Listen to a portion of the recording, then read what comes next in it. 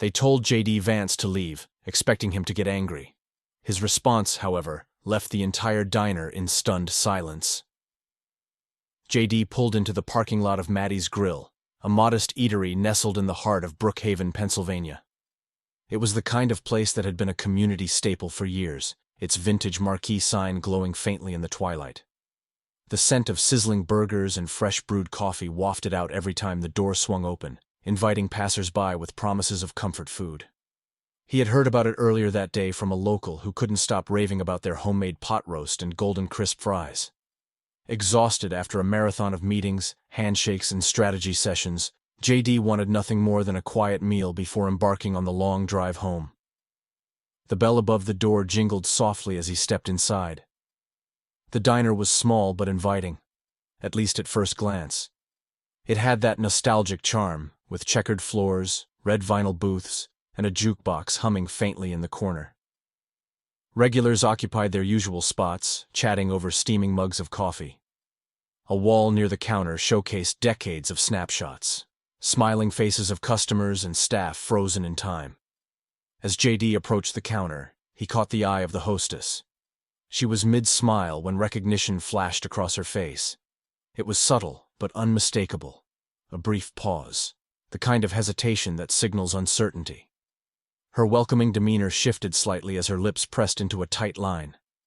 JD glanced around, noticing the subtle shift in the atmosphere. A man halfway through his sandwich leaned closer to whisper something to his companion. A woman at the corner booth set her coffee cup down a little too firmly, her eyes narrowing briefly before she looked away. The low murmur of conversations seemed to falter as heads turned discreetly in his direction. He was no stranger to such reactions, though he had hoped to avoid them here. This was a roadside diner in a quiet town, after all. The hostess finally stepped forward, tucking a stray strand of hair behind her ear. "Good evening," she said cautiously. "Are you dining in or taking out?" JD offered a small, tired smile. "Dining in, if that's all right."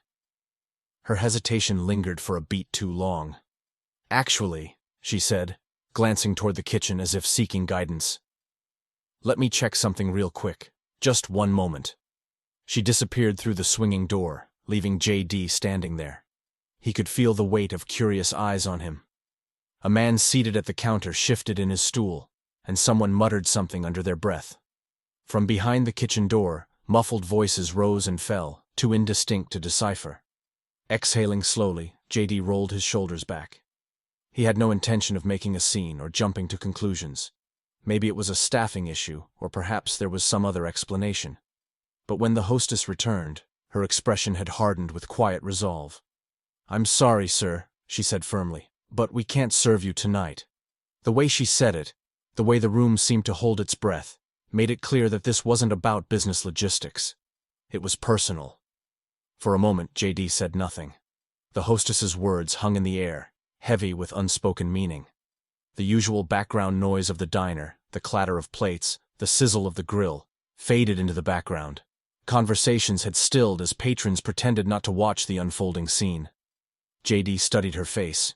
She didn't appear angry or hostile, just resolute, as though she had made up her mind, or, perhaps, was following someone else's directive.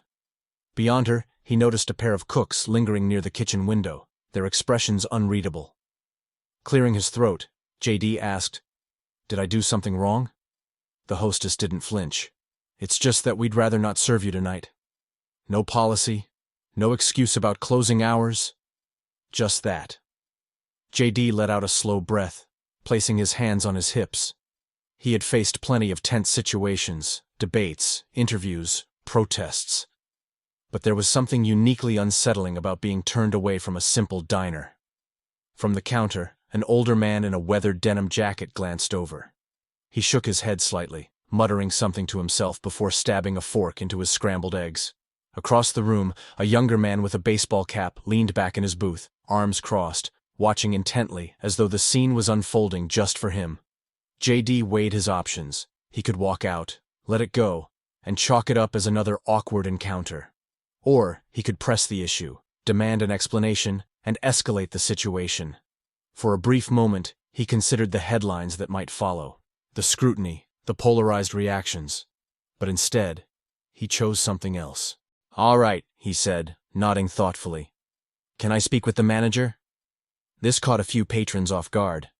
The hostess hesitated, glancing toward the kitchen as if seeking silent approval. The older man at the counter muttered again, while someone near the window stifled a chuckle. JD remained composed, his gaze steady but non-confrontational. Moments later, the kitchen door swung open, and a man in his early 50s stepped out. Broad-shouldered with arms crossed over a grease-stained apron, his name tag read Don. He didn't offer a greeting. Instead, he surveyed JD with an expression that was neither welcoming nor dismissive, just guarded. "I hear you've got a question," Don said, his voice carrying the weight of someone used to dealing with trouble. It wasn't friendly, but it wasn't openly hostile either. It was a challenge. JD met Don's gaze evenly. "I'd like to understand why you won't serve me," he said, his tone measured and calm. Don exhaled sharply through his nose, glancing briefly at the other patrons who were clearly eavesdropping despite their best efforts to appear indifferent. Wiping his hands on his apron, he replied, "Look, it's not personal." JD raised an eyebrow. "It seems pretty personal." Don's jaw tightened, and for a moment, he looked like he might argue. Instead, he sighed and rubbed the back of his neck. "People around here have their opinions about you, about the things you stand for. I've got a business to run, and I don't want any trouble." JD nodded slowly, letting the words sink in. "And me sitting down for a meal is trouble?" Don didn't answer immediately. His gaze flicked toward the counter where the older man had returned to his eggs, chewing slowly. A few booths away, the younger man with the baseball cap still watched, a faint smirk playing on his lips. JD had seen this kind of situation before. It wasn't just about one decision. It was about what it symbolized, the ripple effects, the pressures, the expectations. He looked back at Don. "Be honest with me," JD said. "Is this your decision, or are you just trying to keep the peace?" Don hesitated, his fingers tightening slightly against his apron. Before he could answer, the younger man in the booth let out a short laugh. "Come on," the man said, shaking his head. "It's simple. You're not wanted here." JD turned to face him, studying his expression. The man seemed to relish the attention, leaning back with a smug grin. JD didn't rise to the bait. Instead, he looked back at Don. "If that's how you feel," JD said, "I'll leave. But I need to hear it from you." The diner grew even quieter, the tension thick enough to cut with a knife. Don glanced around, his gaze briefly meeting the eyes of the other patrons. Some looked away. Others seemed to be silently urging him on. Finally, Don sighed. "Look," he said, his voice low. "I don't want trouble. But sometimes keeping the peace means making tough calls." JD nodded, his expression unreadable. "I get that. But peace doesn't come from avoiding conversations. It comes from having them." Don's lips pressed into a thin line. For a moment, it seemed like he might dig in his heels. But then, something shifted in his posture. He stepped aside, motioning toward an empty booth. "You want to talk?" Don said. "Then sit down. Let's talk." JD hesitated for only a moment before nodding. "All right," he said, his voice calm but firm. He walked over to the booth Don had indicated and slid into the seat, his movements deliberate and unhurried. Don followed, sitting across from him with a heavy sigh. The apron he wore was stained with grease, and his hands, calloused from years of work, rested on the table as if he wasn't quite sure what to do with them. For a moment, neither man spoke. The diner was eerily quiet, the usual sounds of clattering dishes and murmured conversations replaced by an almost oppressive silence. Every eye in the room was on them, though most patrons pretended not to stare. Finally, Don broke the silence. "You're not what I expected," he said, his voice low. JD raised an eyebrow. "What did you expect?" Don shrugged, his gaze flicking toward the younger man in the booth before returning to JD. "Someone louder, someone angrier, someone looking for a fight." JD leaned back slightly, his expression thoughtful. "I'm not here to fight," he said. "I'm here to understand." Don studied him for a long moment, his brow furrowed as if trying to reconcile the man in front of him with the image he'd built in his mind. "You know?" he said slowly. People around here, they've got their opinions about you, about what you stand for, and not all of them are good. JD nodded. I know. And I get that. But I also know that opinions are often based on what people hear, not what they see for themselves. Don stared at him for a long moment, then stood up abruptly. I'll get the cook started on your order, he said, his tone gruff but not unkind.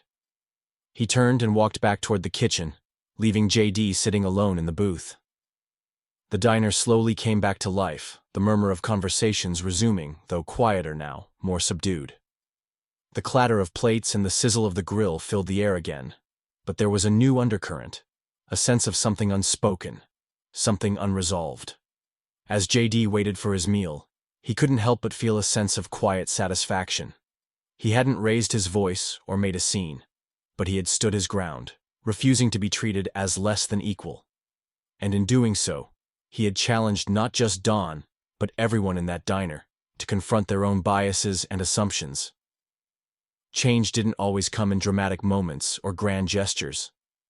Sometimes it happened in small, everyday interactions, like a man insisting on being treated with dignity in a roadside diner. And sometimes, that was enough.